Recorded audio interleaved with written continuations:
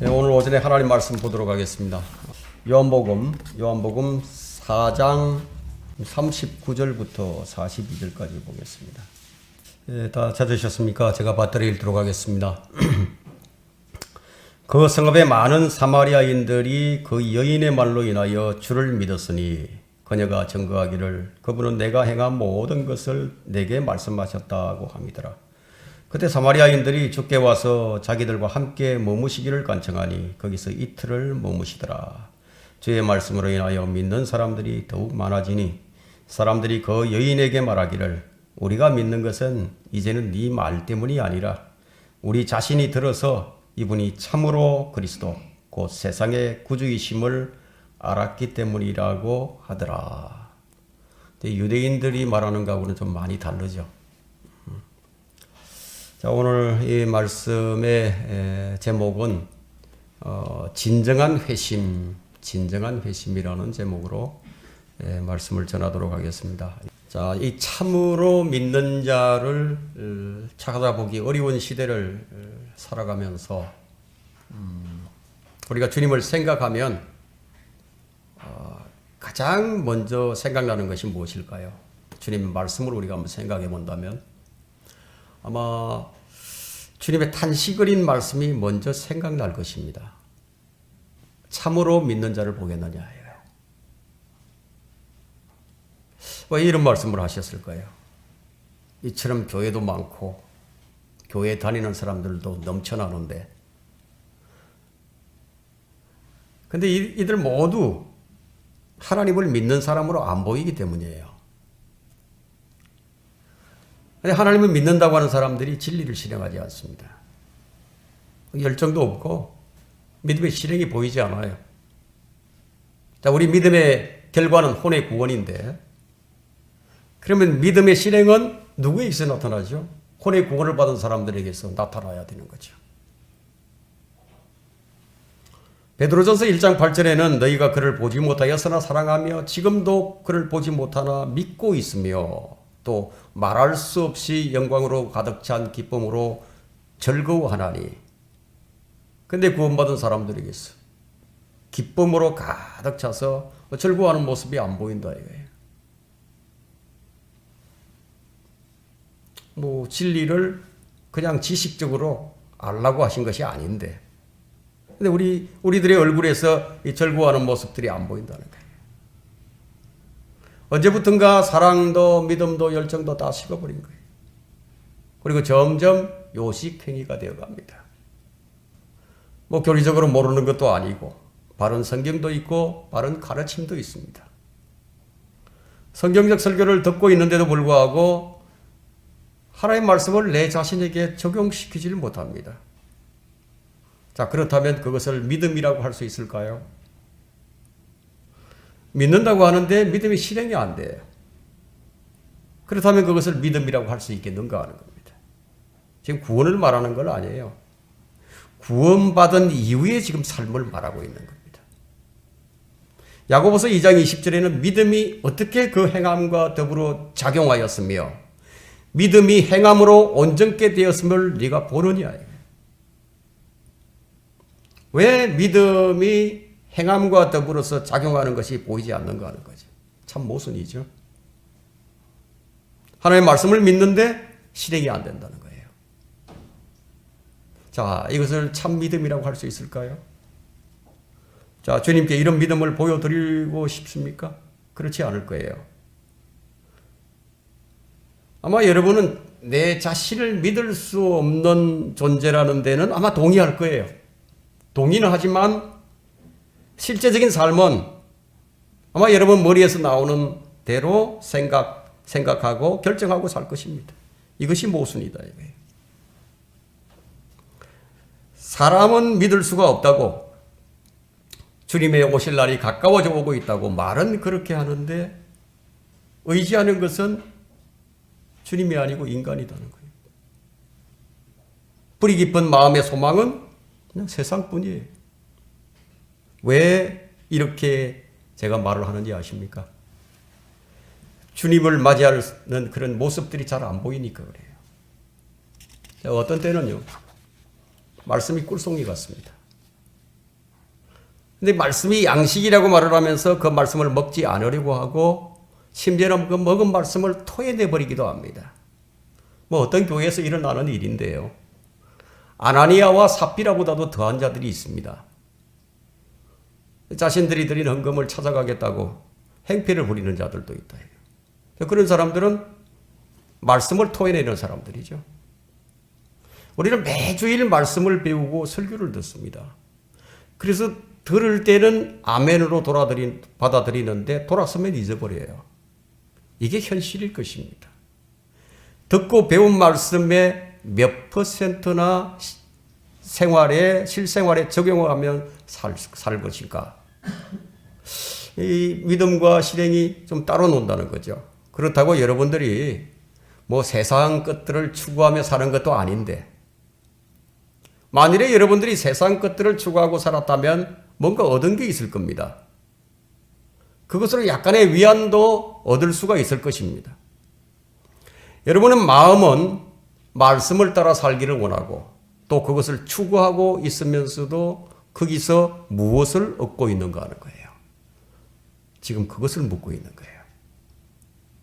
지금 여러분에게 드리는 이 말씀이 마음 깊이 뿌리 내리기를 바랍니다. 보이는 허상을 벗어버리고 보이지 않는 믿음의 실상을 가지기를 바랍니다. 오늘 본문은 진정한 회심을 한 사람들의 모습이 어떠한지 사마리아인들에게서 그 교훈을 얻고자 합니다. 만일 여러분들이 믿음의 여정에서 실망스러운 일들이 있고 또 시련을 겪고 있다면 그 시련이나 그 실망을 축복으로 바꾸라는 거예요. 여러분의 속마음을 들여다보고 진정한 회심의 때를 기억을 하고 기쁨과 즐거움을 회복하라는 거예요. 주님께서 주시는 말씀의 꿀송이가 준비되어 있을 겁니다. 진정한 회심, 첫 번째는 진정한 회심은 먼저 자신의 위치를 발견하는 데서 시작이 됩니다. 오늘 본문의 말씀에 이 사마리아 여인이 나오는데요. 5절을 보게 되면 그리하여 주께서 야곱이 자기 아들 요셉에게 준 땅에서 가까운 수칼이라 하는 사마리아의 한 성읍에 오셨는데, 그런데 7절에 보면 한 사마리아인이 물을 기르러 왔죠.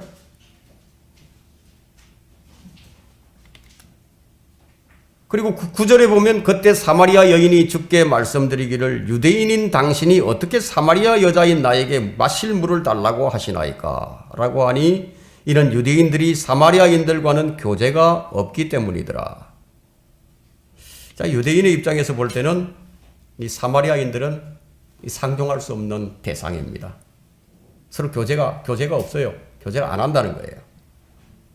마치 구원받은 우리가 세상을 대하는 것처럼 우리가 세상에 살기는 하지만 세상과 친구하지 않는 이유는 세상과 친구하게 되면 하나님과 원수가 되죠.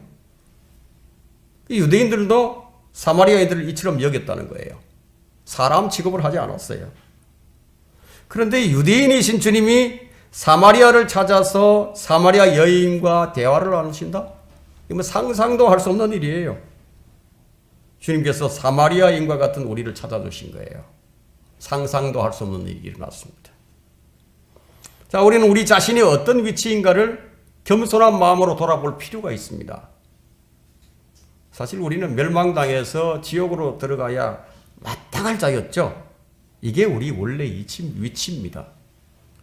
이걸 깊이 있게 실감하지 못하기 때문에 그냥 구원을 값싸게 여겨버리고 잊어버리게 되는 거예요.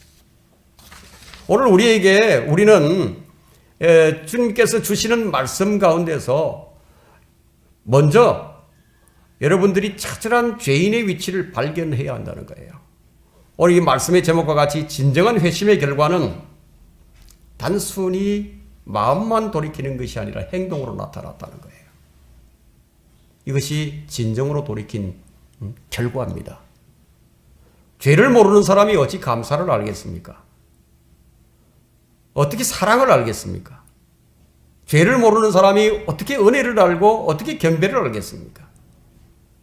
죄인은 묵묵부답이에요. 할 말이 없죠. 죄인은 할 말이 없어요. 죄인은 요구가 있을 수가 없어요. 그냥 다만 처분만 바랄 뿐이죠. 그게 죄인의 공통된 입장입니다. 근데 우리는 우리 주장이 너무 많아요. 주장이 많다는 것은 뭐죠? 자기가 높다는 거죠. 요한복음 3장 36절을 보게 되면 아들을 믿는 자는 영생을 가졌고 그 아들을 믿지 않는 자는 생명을 보지 못하고 오히려 하나님의 진노가 그 사람 위에 머물러 있느니라. 진노가 머물러 있다. 여러분 요한복음 3장 하면 누가 생각이 나죠? 딱 생각나는 사람이 니고데모죠. 3장은 36절에서 끝이 나는데 결론이 뭐냐? 3장의 결론이 하나님의 진노가 그 사람 위에 머물러 있다는 거예요. 그 유대인은 어떤 사람입니까? 관원이에요. 유대인 관원이고 바리새인입니다. 근데 하나님의 진노가 그 사람 위에 머물러 있다는 거예요. 근데 그는 사람들로부터는 선망의 대상입니다. 학식이 높고 지위가 높아요. 율법을 철저히 지키는 흠이 없는 사람입니다. 그런데 그 사람이 진노 아래에 있다고 말씀하시면서 3장이 끝이 나요. 그리고 요한복음 4장 3절과 4절에는 유대를 떠나서 다시 갈릴리로 가시니라. 그런데 주께서 사마리아를 거쳐 가셔야만 하셨더라. 그냥 지나가다가 들리신 게 아니다. 거쳐 가셔야만 하셨더라는 거예요. 분위기가 완전히 바뀌어버립니다. 3장에서 가장 거룩해 보이는 사람이었던 니고데모에게서 4장의 가장 천박한 사마리아 여인에게로 분위기가 싹 바뀌어버렸다. 주님께서 사마리아를 거쳐 가셔야만 하셨더라. 꼭 거쳐 가셔야만 하는 이유가 뭐냐는 거예요. 그 이유가 누가복음 10장에 나타나죠. 선한 사마리아입니다. 왜 나타나셨는지 보여줍니다.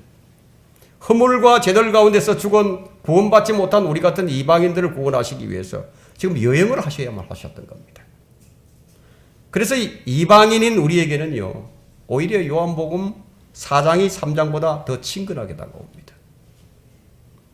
예수님이 이동하신 순서는 하나님의 구원 계획이 그리스도의 사역과 관련해서 어떻게 진행되어 나가고 있는가를 그 선명한 그림이 될 뿐만 아니라 교회 시대의 도래가 어떻게 진행되는가를 보여주는 그림이 되기도 한다는 거예요. 예루살렘과 온 유대와 사마리아와 땅끝까지 이르러 내게 정인이 되리라. 이것이 복음의 경로예요. 이 순서대로 그냥 복음이 전해지는 겁니다. 진정한 회심, 두 번째는 진정한 회심의 결과는 아름다운 신앙 고백으로 나타나게 됩니다. 다시 4장 28절을 보시면요. 28절. 그러자 그 여인이 물동이를 버려두고 성읍으로 들어가서 사람들에게 말하기를, 자, 물동이를 버려두고. 이 말씀의 영적 의미가 뭐냐면 그 당시 이제 물동이는 이 지금처럼 뭐 플라스틱이나 이 쇠로 된 것이 아니라 함성으로 된 것이 아니라 그 당시에는 이 물동이가 질그릇이에요. 항아리. 이것은 무엇을 상징하냐면 우리 육신을 상징하죠. 요한복음 3장 5절과 6절에는 예수님께서 대답하시기를 진실로 진실로 내가 너에게 말하노니 사람이 물과 성령으로 태어나지 아니하면 하나님 나라에 들어갈 수 없느니라. 육신으로 난 것은 육이요 성령으로 난 것은 영이니라. 자, 우리는 육신에서 나왔다 이거예요. 어머니 태에서 나왔어요. 이게 우리 육이에요, 육. 이 여인은 이 육을 사용해서 뭔가를 담으려고 했다 이거예요. 이 육에서 만족을 취하려고 했다는 겁니다. 이 육이 이 여인의 모든 삶의 이유였습니다. 우리도 구원받기 이전에 그랬다 이거예요. 이 여인은 사람들이 아무도 없을 때 햇볕이 가장 뜨겁게 내리쬐는 정오의 물을 기르러 옵니다. 왜 그랬을까요? 이 여인이 사람들과 만나는 것이 좀 두려웠어요. 이 여인이 자신을 좀 드러내 놓을 수 있는 그 장점이 있었다면 그러지 않았을 텐데 그런 장점이 하나도 없었다는 거예요. 근데 이 여인이 주님을 만나고 난 다음에 변해버렸습니다. 어떻게 변해버렸냐면 사람을 두려워하지 않는다.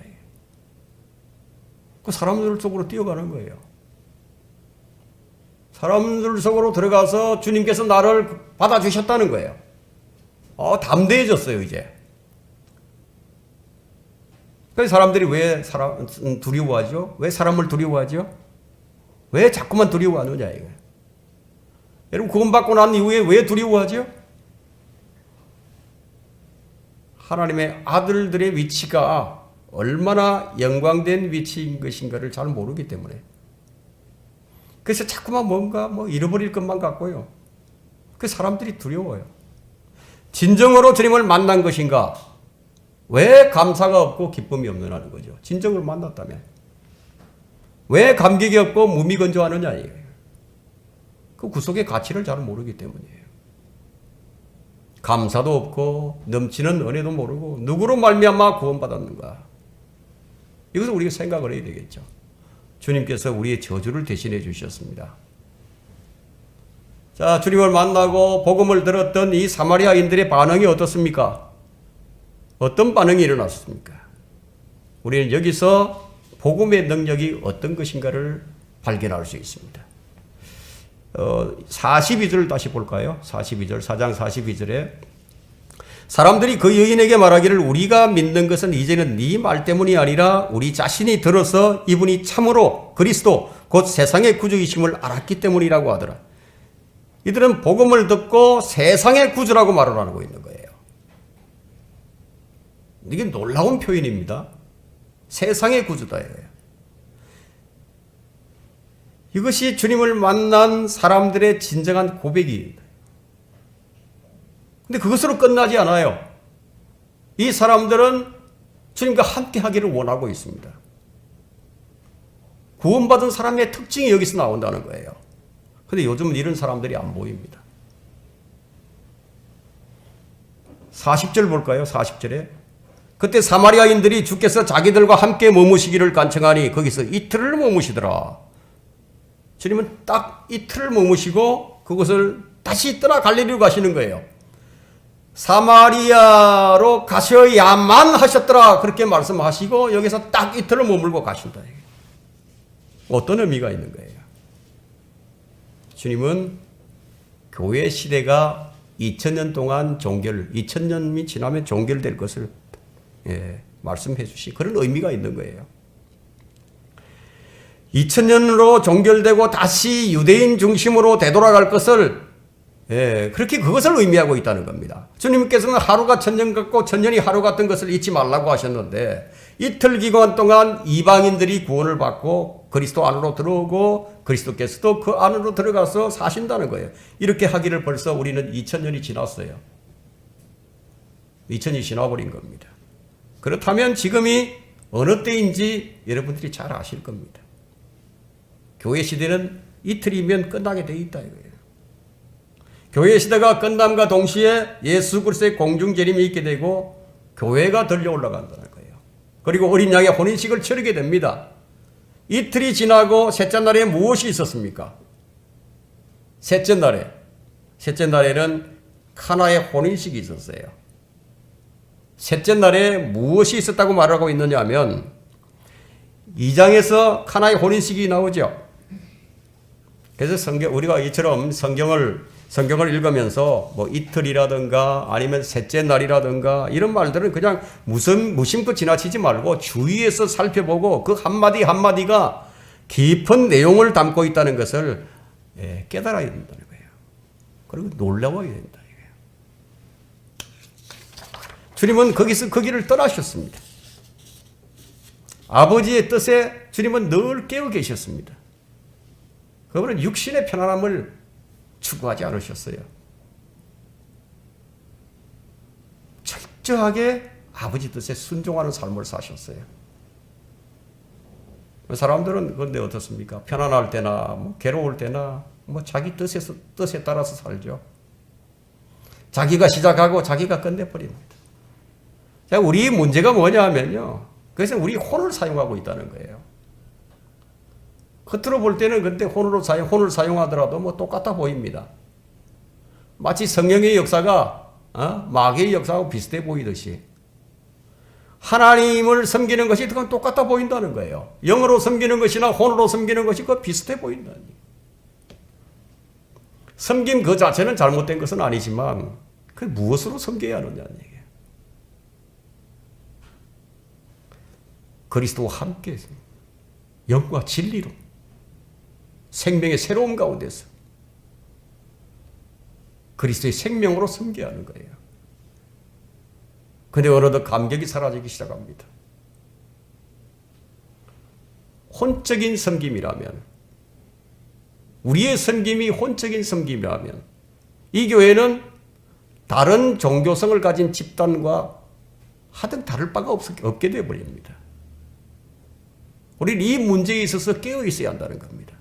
정신을 차려야 할 이유가 여기에 있습니다.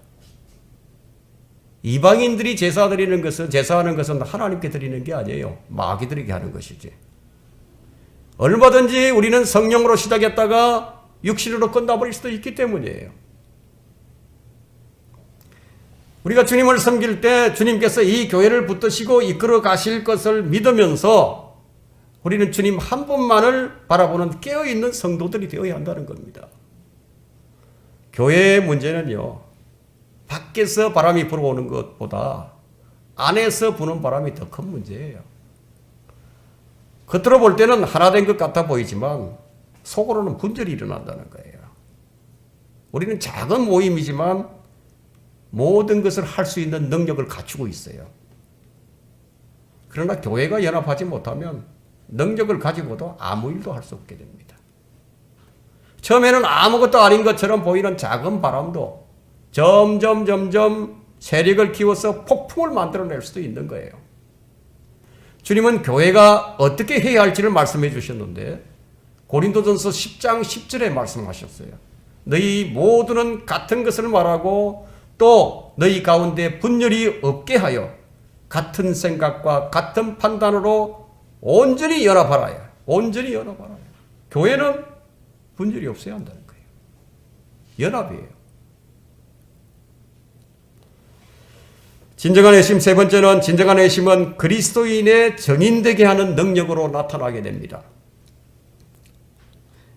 그러자 그 여인이 물동이를 버려두고 성읍으로 들어가서 사람들에게 말하기를, 와서 내가 행한 모든 일들을 나에게 말한 그 사람을 보라. 그분이 그리스도가 아닌가라고 하니, 그리스도가 아닌가?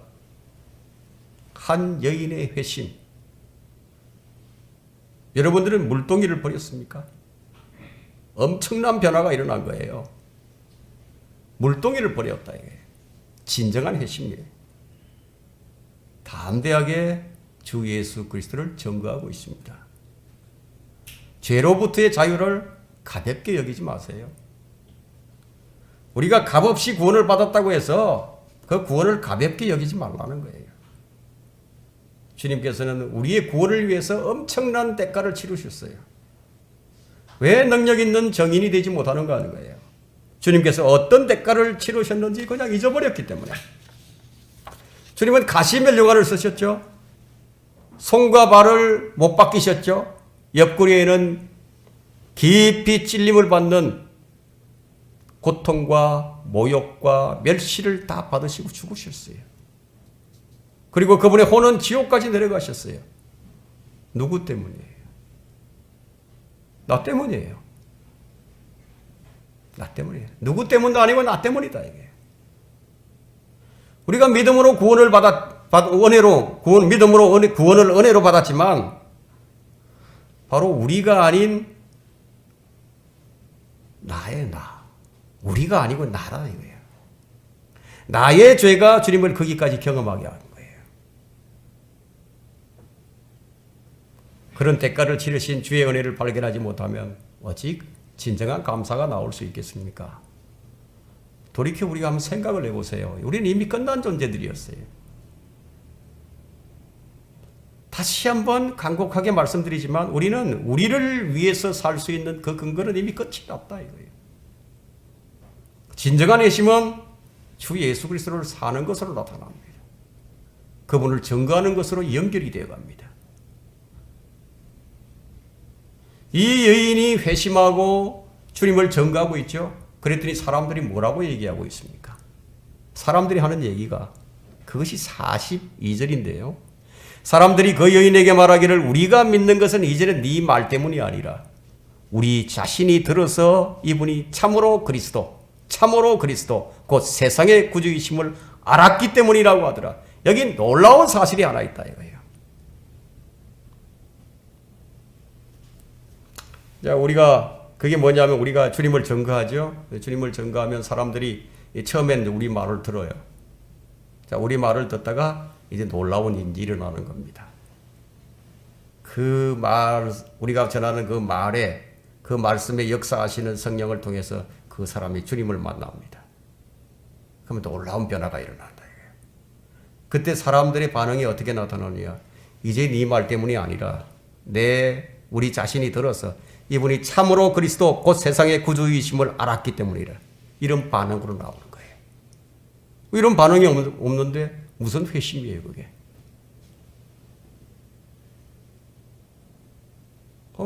구주이신, 세상의 구주이신 줄 모르는데 무슨 회심이냐고요 그게? 이런 반응이 나와야죠. 말씀을 전하는 사람은 안 보이는 거예요 그때부터. 말씀을 전하는 사람은 안 보이고 주 예수 그리스도를 만나게 되는 거예요. 완전히 바뀌어버린다 이게. 진리에 대해서 죽어 있었던 사람이 무덤에서 나와서 새로운 세계를 지금 보고 있는 거다 이게. 이것이 주님을 만난 사람들의 특징이에요. 여기 사마리아인들이 그렇다는 겁니다. 우리가 믿는 것은 네 말 때문이 아니라고 이제는 예수 그리스도를 내가 안다고. 우리는 그렇게 사용되어져야 한다는 거예요. 여러분들이 다 그렇게 사용되어져야 한다고요. 여러분들이 사용되어지고 여러분들은 안 보여야 된다는 거예요. 29절을 볼까요? 다시. 와서 내가 행한 모든 일을 나에게 말한 그 사람을 보라. 그분이 그리스도가 아닌가라고 하니. 그리스도가 아닌가. 이 여인의 증거는 그분이 기적을 행하시고 표적을 보이시면서 참으로 대단한 능력을 보이셨다 그런 게 아니라는 거예요. 그분이 그리스도다. 그분이 그리스도다. 사람들의 어떤 반응을 이끌어내려고 수도 쓰지도 않았어요. 장깨도 부리지 않아요. 요즘 교회들이 전하는 것과 너무 다르지 않습니까? 사람들의 호응을 얻으려고 표적과 기적들을 말하고 지옥을 갔다 왔느니 천국을 갔다 왔느니 병을 고쳤다느니 이런 것들을 얘기하고 있지만 이 여인의 증거는 그게 아니다 이거예요. 주님만을 증거하죠. 내가 그리스도를 만났다 이거예요. 주님은 무엇을 증거하기를 원하실까요? 그분께서는 그분 자신을 증거하기를 원하시는 거예요. 그분 자신을. 이 세상엔 기적들이 참 많이 일어납니다. 출애굽기 7장 10절에 보면은 모세와 아론이 파라오에게 들어가서 주님께서 명령하신 대로 아론과 그 모세가 들어가서 파라오와 그의 신하들이 보는 앞에서 지팡이를 전부 던졌다 이거 막대기를. 거의 뱀이 돼버렸다 이거. 근데 파라오의 현자들과 마술사들 그들도 지팡이를 집어 던지니까 막대기를 던지니까 똑같이 뱀이 됐더라 이거. 마법사들도 똑같이 한다는 거예요. 이런 말씀을 드린 이유가 뭐냐면요. 기적은 기독교에만 있는 게 아니다는 얘기예요. 다른 종교에도 일어납니다. 사람들이 그 기적을 붙들죠. 그래서 그 기적과 표적에만 사람들의 눈과 귀와 마음이 가기 때문에 마귀들이 속이는 거예요. 속인다고. 오늘 이 말씀의 이해를 돕기 위해서 왜 성령께서는 요한복음 1장, 2장, 3장, 4장을 이런 식으로 배열을 하셨는지 살펴볼 필요가 있는 거예요. 우리는 마태, 마가, 누가복음을 공관복음이라고 부르는데 요한복음은 공관복음과는 다른 특징이 있습니다. 바울 서신서들이 다 기록되고 난 다음에 마지막으로 기록된 것이 요한복음, 그리고 요한 1서, 2서, 3서, 그리고 요한계시록 이렇게 기록이 됐어요. 그 연대기 순으로 기록한 게 아닙니다. 이것은 성경의 저자이신 성령님의 의도에 따라서 요한이 이렇게 기록을 한 거예요. 그렇다면 요한복음 4장을 왜 이 위치에 두셨는가 하는 거죠. 41절에 보시면요. 주의 말씀으로 인하여 믿는 사람들이 더욱 많아지니 사람들이 그 여인에게 말하기를 우리가 믿는 것은 이제는 네 말 때문이 아니라 우리 자신들이 들어서 이분이 참으로 그리스도 곧 세상의 구주이심을 알았기 때문이래. 구주를 알고 믿는 믿음. 지금 믿음에 대한 말씀이죠. 간략하게 1장부터 4장까지 우리가 정리를 해본다면 1장 5절에 빛이 세상에 왔는데 세상이 그 빛을 깨닫지 못합니다. 깨닫지 못하니까 6절과 8절에는 하나님께로부터 보내심을 받은 사람이 있으니 그의 이름은 요한이라. 그가 정의로로 왔으니 빛에 관하여 증거하려 함이며 모든 사람들이 그를 통하여 믿게 하려 함이라. 목적이 뭐예요? 믿게 하는 거죠. 근데 요한은 빛이 아니었습니다. 빛에 관하여 증거하라고 보내심을 받았는데 빛이 왔는데 근데 빛을 받아들이면 어둠이 물러갈 텐데 사람들이 안 받아들입니다. 지금 교회 시대는 밤이에요. 밤으로 표현되는데 사람들이 안 받아들여요. 누가 필요합니까? 빛의 증인이 필요하죠. 그러면서 다음 2장으로 넘어가게 되는데요. 2장 1절에는 셋째 날에 가나에서 혼인식이 있었는데 예수의 모친도 거기 있더라. 자, 혼인식이 있죠. 근데 이제 포도주가 필요합니다. 가나 혼인잔치를 설명하다가 15절로 넘어가게 되면요. 갑자기 상황이 확 바뀌어버립니다.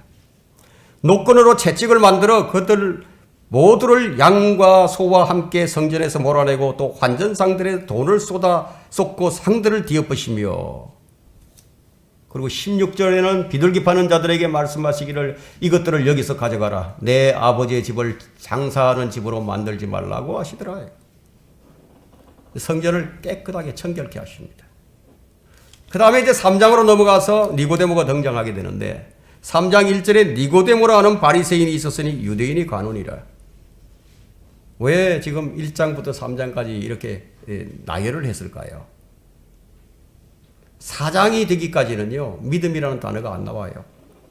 믿었다는 기록이 안 나온다 이거예요. 4장에서 처음으로 믿었다는 기록이 나오게 되는데 왜 하필이면 주님이 사마리아에 오셨을 때 믿는다는 단어가 나오는 거죠. 분명히 성령께서 어떤 의도가 있으신 것이죠. 물론 이 요한복음 2장 22절과 23절에 믿음이라는 단어가 두 번 나오긴 합니다. 하지만 이 사건은 2장의 사건이 아니에요. 미래에 있을 일들, 훨씬 뒤의 일들을 지금 설명하는 그런 믿음에 대한 구절이고요. 말하고자 하는 것은 유대인들과 사마리아인들의 차이점을 지금 말하고자 하는 겁니다. 유대인들은 기적을 보아야 믿는 특성이 그대로 드러나고 있고요. 그러나 사마리아인들은 듣고 믿었어요. 보아야만 믿는 특성이 그대로 드러나고 있는 거예요. 기적을 보고 믿는 것과 보지 않고 믿는 것의 차이를 지금 말하고 있는 겁니다. 보고 믿는 것은 놀라움만 있으면 그만이에요. 그러나 보지 않고 믿는 것은요. 성령의 강력한 역사가 있어야만 가능하다는 얘기예요. 밖으로 드러나는 어떤 증거에 따라서 받아들여지는 것이 아니라는 겁니다. 사마리아인들이 이것을 지금 보여주고 있습니다. 믿지 않는다는 것은 어떤 의미가 있느냐? 요한복음 8장 24절에는 이런 말씀이 있어요. 그러므로 내가 너희에게 말하기를 너희는 너희 죄들 가운데서 죽으리라. 고하였으니 이는 너희가 내가 그인 줄 믿지 아니하면 내가 그인 줄 믿지 아니하면 너희는 너희 죄들 가운데 죽을 것이기 때문이라. 안 믿은 결과가 뭐예요? 안 믿은 결과는 자신의 저주를 막 먹고 마시는 결과가 되어버린다는 거죠. 주님께서 왜 죽으셨습니까? 죄인들의 죄들을 사하시기 위해서다. 어떤 사람이 주님을 믿게 되느냐. 자신이 저주받아서 지옥의 형벌을 영원토록 받아야 할 줄 아는 자가 주님 믿게 된다. 왜 안 믿느냐? 왜 못 믿느냐? 자기가 결국은 죽어서 지옥에 가야 할 존재인 것을 인정하지 않고는 거죠.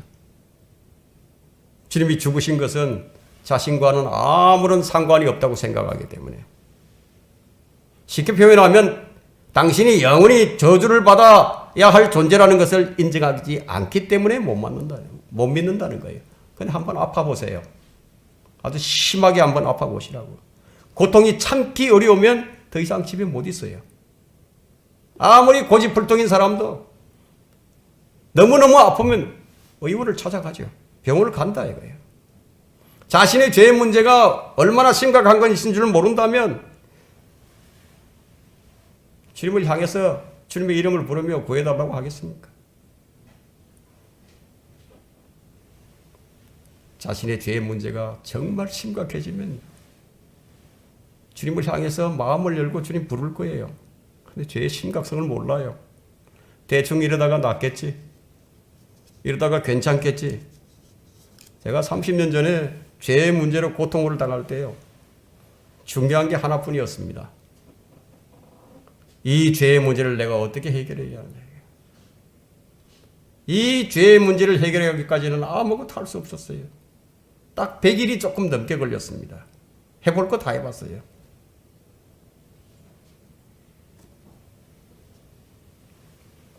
중요한 게 무엇입니까? 돈을 버는 것입니까? 자식들이 성공인가요? 죄의 문제가 해결 안 되면 다 타버리고 말 것이에요. 다 타버린다고요. 주님이 나를 대신하지 아니하시면 나는 불탈 수밖에 없다는 거예요. 내가 그인 줄 믿지 아니하면 너희는 너희 죄들 가운데서 죽으리라. 사람들이 하나님의 진노가 자기 머리 위에 머물러 있다는 걸 모른다는 거예요. 우리는 어느 위치에 있는 것인가? 니고데모의 위치인가? 아니면 사마리아인의 위치인가? 니고데모의 위치는 나는 괜찮다고. 나는 이 정도면 그래도 괜찮다고. 감사가 없는 이유가 무엇입니까? 경배가 참된 경배가 안 되는 이유가 무엇입니까? 그건 니고데모의 위치에 있기 때문이에요. 육신을 입고 사는 구원받은 성도들이 날마다 주의 은혜에 의해 젖을 수밖에 없는 것은 날마다 우리의 죄를 주의 말씀의 빛으로 발견하기 때문이다 이거예요. 깨끗한 사람은 없어요, 자매. 깨끗한 사람은 없습니다. 한번 말씀의 거울로 한번 들여다보시라고요. 제가 보이죠. 근데 이것을 모르기 때문에 니고데모의 위치를 마땅히 여기기 때문에 감사가 없고 기쁨도 없고 넘치는 감격도 없는 거예요. 니고데모처럼 자신이 세워지기 원하는 이유는 무엇 때문인가? 교만해서 그래요. 자신의 위치를 보지 못하기 때문에 겸손이 안 돼요. 겸손은 자기 본래 위치를 아는 것이 겸손입니다. 여러분, 참된 경배를 드리지 못하는 이유가 무엇입니까? 마음 깊은 곳으로부터 나오는 찬송이 안 되는 이유가 뭐냐 이거예요. 정인된 삶을 살지 못하는 이유가 뭐냐는 거예요. 말하자면 주의 은혜 잘 모르기 때문이다. 그 은혜가 너무 커 보세요. 그냥 못 있어요. 진정한 회심, 네 번째는 진정한 회심은 주님이 어떤 분이신지 알아요. 주님이 어떤 분이신지 안다 이거예요. 다시 2장으로 가볼까요? 2장으로 가면은 8절과 9절이 있습니다. 주께서 그들에게 말씀하시기를 이제 뜨다가 잔치를 주관하는 사람들에게 가져다 주라고 하시니 그들이 가져다 주더라. 그 잔치를 주관하는 사람이 또 포도주가 된 물맛을 보고 그것이 어디서 났는지 알지 못하니 그 물을 뜨온 종은 알더라. 그 물을 뜨온 종은 알더라. 포도주가 부족한데 부족한 줄 몰라요. 어떻게 포도주를 채워야 하는지도 모릅니다. 오늘 이 말씀이 우리에게 도전이 되어야 합니다. 생명의 능력과 기쁨이 없다. 그냥 탓성에 젖어서 살아요. 그러면서도 나는 주님 안에 있다고. 그러면서도 찬양도 하고 기도도 하고 있다 이거예요. 예배도 드리고 있다는 거예요. 근데 기쁨이 없다 이거예요. 그럼 가끔 위로는 얻죠. 가끔 찔림도 옵니다. 예배도 드리고 있어요. 근데 기쁨이 없어요. 그것이 성령이 소멸된 줄도 모르는 거죠. 지금의 위치가 종의 위치가 아니라 주인의 위치가 된 거예요. 그래서 물을 떠온 종들은 알더라. 우리가 종의 위치로 가지 않으면 모르는 거예요. 그분이 피를 흘리셔서 우리를 사셨습니다. 그분이 우리 주인이에요. 예수님이 이제 우리 주인이 되셨어요. 근데 내가 나를 주관하는 자로 살기 때문에 주인의 기쁨에 참여하는 감사와 기쁨이 넘치는 감격적인 삶을 살지 못하게 된다는 거예요. 물을 떠온 종들은 알더라. 물을 떠온 종들만 안다. 왜 이런 말씀에 초점을 자꾸 맞춰가느냐 하면요. 누가 하나님의 사랑을 얻은 자인가요? 누가 죽을 만큼 주님을 사랑하는 거 아닌가요? 누가 떨며 두려움으로 주인의 말씀에 순종하고 있는 것인가 하는 거예요.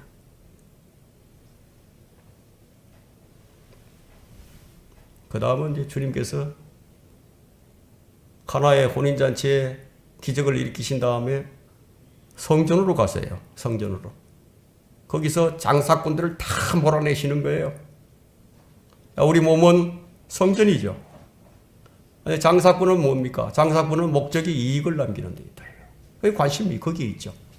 자, 우리는 무엇을 몰아내야 하는 것인가? 성전은 경배하는 곳이에요. 근데 경배에 관심이 없고 다른 데 관심가 있다? 주님은 성전에서 잘못된 경배자들을 다 몰아내버리신 거예요. 내 아버지 집을 장사하는 집으로 만들지 말라. 만일 우리 안에 탐심이 들어있다면 우리는 이 말씀에 주의해야 합니다. 주님은 사람의 마음에 무엇이 들어있는지 다 아신다고 2장 25절에 마지막 절에 말씀하셨어요. 다 아신다고. 설명할 필요가 없다 이거예요. 그런 다음에 3장으로 탁 넘어가서 니고데모가 나오는 거죠. 이 니고데모는 지식과 명예를 겸비한 관원이고 선생인데, 근데 주님은 그 사람에게 뭐라고 말씀하시느냐 이게. 진실로 진실로 내가 내게 말하노니 사람이 거듭나지 아니하면 하나님 나라를 볼 수가 없느니라. 거듭남을 얘기하고 있습니다. 자, 이 사람은 모든 사람에게 좋은 평판을 얻는 사람이에요. 선망의 대상이에요. 모든 사람의 목표가 될 수 있어요. 누구도 우습게 볼 수 없는 지식인이에요. 지위도 높고 완벽해 보이는 사람입니다. 하나님께서 기뻐하는 사람처럼 보입니다. 대단해 보인다고요. 그런 그에게 주님께서 하신 말씀이 거듭나지 아니하면 하나님 나라에 못 들어간다. 네가 가진 그걸로는 안 된다는 거죠. 사람들이 너를 부러워할 수 있겠지만 너는 네 자신에 대해서 만족할지 모르지만 하나님께서 보실 때는 너는 무자격자다는 거예요. 너는 다시 태어나야 한다고. 이 말씀의 의미가 무엇입니까? 망가져도 너무너무 많이 망가져서 폐차시켜만 한다. 쓸만한 게 하나도 없어. 지금까지 쌓은 지식, 인격, 품격, 지위, 명예, 그 어떤 것도 쓸만한 게 단 하나도 없다. 세상에서는 그것이 가치가 있겠지만 근데 그런 것들은 다 불 속에 들어가서 태워져야 할 것들이라는 겁니다. 니고데모 너는 딱 한마디로 말해서 도저히 손을 댈 만한 상태가 아니다 이거예요. 사람들이 볼 때는 최고의 사람인데 그래서 3장의 결론이 아까 말씀드린 것처럼 하나님의 진노가 그 사람이 머물러 있다고요. 이렇게 3장을 종료하십니다. 그런 다음에 4장으로 넘어가죠. 4장은 참으로 용이 주도합니다. 전혀 예상치 못한 쪽으로 가셨던 거예요. 전혀 예상할 수가 없었어요. 18절에 보면 4장 18절에 보면요. 너에게는 5 남편이 있었으며 또 지금 있는 자도 네 남편이 아니므로 네가 이 점에 관하여 참말을 하였도다. 이 사람은 주님 앞에 속이지 않았어요. 정직하죠. 죄인도요. 정직해야 돼요. 정직한 죄인이 구원받아요.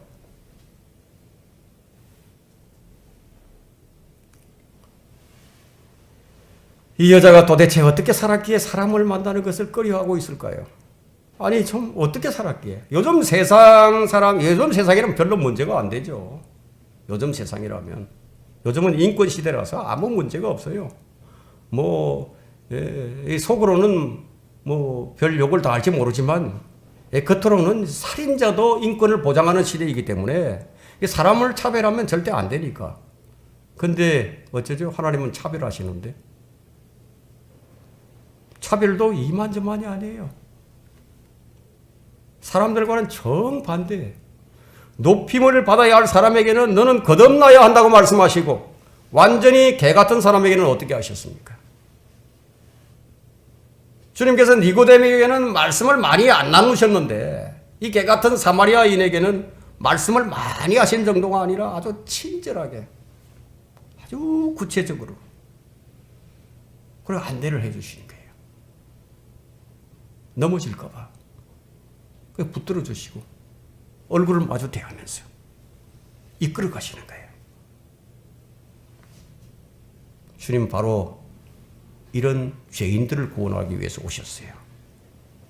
그래서 우리가 우리의 위치에서 볼 때는 이 사장이 우리에게는 더 큰 위로예요. 사람들에게 멸시받는 가능성이 전혀 없는 사마리아인의 위치, 유대에서는 주님께서 기적을 베푸시고 말씀도 많이 하시고 그런데도 그분은 영접받지 못했습니다. 주님이 그들에게 그렇게 썩 필요가 없었거든요. 말하고자 하는 것이 무엇인지 아십니까? 주님은 내게 있어도 그만 없어도 그만인가? 유대인에게는 주님이 있어도 그만 없어도 그만이었다 이거예요. 우리는 지금 니고데모와 사마리아인의 위치를 보면서 우리 자신에 대입해 보는 시간을 갖는 거예요. 자만심을 가진 자와 내세울 게 아무것도 없는 자. 자만심을 가진 자는 자신이 뭔가 해야 한다는 당위성을 가지고 있어요. 그렇게 살아요. 근데 그런 자들은 자기 자신에게서 나오는 만족을 먹고 살죠. 그 주님 앞에 감격이 없어요. 아무것도 내세울 게 없는 겸손한 죄인, 이 여인에게서 주님께서 베풀고 계시는 그 자상함을 한번 보시라는 거예요. 이 여인을 만나서 복음의 보따리를 다 풀어놓으시는 거예요. 자, 이 눈여겨볼 것은 주님께서 이 수가성에서 기적을 베푸시지 않았다는 거예요. 기적을 안 베푸지 않았어요. 수가성에는 아무 기적도 없었습니다. 주님께서 그냥 말씀만 하세요. 말씀이 육신되어 오셨어요. 말씀이 육신되어 오신 이유가 무엇이죠? 육신을 입고 있는 우리들의 죄를 대신하려고 오신 거예요. 그런데 말씀이 육신되어 오셨는데 육신을 입고 있는 인간들이 육신 대신 그 말씀을 안 믿어요. 영생은 어떻게 얻습니까? 요한복음 17장 3절에서는 영생은 이것이니 곧 사람들이 유일하시고 참 하나님이신 아버지와 아버지께서 보내신 예수 그리스도를 아는 것이옵니다. 아는 것이옵니다. 어떻게 아는가? 아는 것이 문제죠. 어떻게 아느냐 이거예요. 아는 것이 문제다 이거예요. 성경에서는 안다는 것은 무엇으로 써 있느냐? 경험이에요. 이브가 아담을 알아서 카인과 아벨을 낳았습니다. 마리아가 가브리엘 천사에게 내가 남자를 모르는데 어떻게 아이를 가질 수 있겠느냐고. 가브리엘은 성령께서 잉태하실 거라고. 경험이에요. 여러분 사과 맛을 어떻게 압니까? 저는 커피 맛을 자주 많이 얘기했는데 오늘은 사과로 좀 바꿨습니다. 사과 맛을 어떻게 아십니까? 그냥 보고 아는가요? 연구해서 아는가요? 맛을 보고 아는 거예요. 먹어봐야 맛을 알죠. 경험이에요. 영생은 참되신 아버지와 그분이 보내신 예수 그리스도를 아는 것이라는 거예요. 지식을 말하는 게 아니에요. 지금 그분을 경험하는 거예요.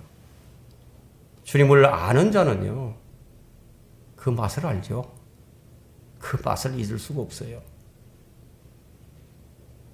지금도 그 맛을 알아야 됩니다. 지금까지 맛봤던 세상의 맛, 세상을 통해서 알았던 그 어떤 맛이 아닌 전혀 새로운 맛, 영생이란 영원토록 사는 거예요. 그렇지만 영생이란 단순히 영원히 사는 것만을 말하지 않아요. 지옥 가는 사람도 영원히 살아요. 삶의 질이에요. 영생은 생명이신 주님과 함께 영원히 사는 거예요. 말씀을 정리하겠습니다. 마귀는 우리에게 이렇게 늘 속삭입니다. 니고데모처럼 살라고. 그러면 그 결과 선한 행실을 통하여 주님이 아닌 자신을 나타내게 될 겁니다. 그런 사람은 물동이를 버려두고 주님을 증거한 회심한 여인처럼 주님만을 자랑하지는 못하게 될 것입니다. 주님을 자랑하면서도 자신도 한 다리 끼어들여서 안 그런 척하면서 위선을 떨고 있겠죠. 은근히 자신을 자랑할 겁니다. 주님을 안다는 것은 경험이에요. 서로 교제하는 거예요. 여러분 주님을 얼마나 아십니까? 혹시 주님을 안다는 것이 주님을 옷자락 만진 정도만 아는 거 아닌가요? 지식만을 가지고 안다고 말하지 마세요. 주님을 안다면 그 입술을 통해서 주님이 널리 증거되어야 합니다. 사람들은 교회를 알고 목사도 알고 교회의 일을 어떻게 해야 하는지 다 잘 알아요. 그런데 교회의 머리신 주님은 잘 알지 못합니다. 기도도 하고 헌금도 하고 찬양도 하고 잘해요. 그런데 주님은 잘 모른다는 거예요. 여러분은 주님을 안다는 것이 뭔지 아십니까? 진짜 아는 사람은 주님께서 기뻐하시는 것을 알고요. 주님께서 슬퍼하시는 것도 알고, 주님께서 더럽게 여기시는 것도 알고, 주님께서 바라고 원하시는 것도 알고, 주님 때문에 울고, 주님 때문에 웃고, 주님 때문에 감사하고, 이것이 주님 아는 거예요. 여러분 얼마나 주님을 아십니까? 우리는 최소한의 의리라도 지켜야 돼요. 의리. 남자는 의리가 있어야 됩니다. 나를 위해서 생명을 주셨는데 그 변하면 안 되죠. 신실해야 된다는 거예요. 주님과 한 몸이 되었다면, 주님과 한 영이 되었다면 의리를 지켜야 된다. 의리를 알아야죠. 주님은 우리와 지속적인 관계를 원하십니다. 단 한 번 만나고 끝나는 거 아니에요. 상황에 따라서 흔들리고 변하면 안 된다는 겁니다. 주님은 네가 나를 사람들 앞에서 시인했으니 나도 너를 하나님과 천사 앞에서 시인한다고 하셨습니다. 진정한 회심은 아름다운 신앙 고백으로 나타납니다. 신실한 그리스도인이 정인이 되는 거예요. 주님은 우리의 시작과 끝이십니다. 이 요한복음 4장은 진정한 회심이 무엇인지, 어떤 것인지, 회심을 통해서 어떤 반응이 일어나는지,